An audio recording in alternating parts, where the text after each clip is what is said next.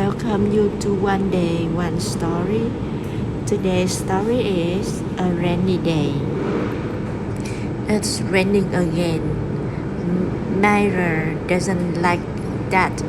Why does it have to rain? Asked Myra. Without rain, we can't live, said her dad. Really? Myra doesn't understand. Yes, we would have nothing to eat, said his dad.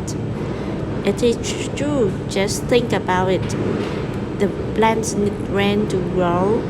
The animals need plants to grow. Without rain, we would have no food to eat and no water to drink.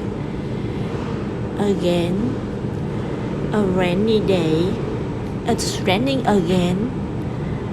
Myra doesn't like that. Why does it have to rain? Asked Myra.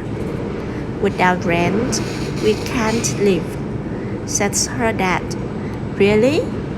Myra doesn't understand. Yes, we would have nothing to eat, said her dad. It is true. Just think about it.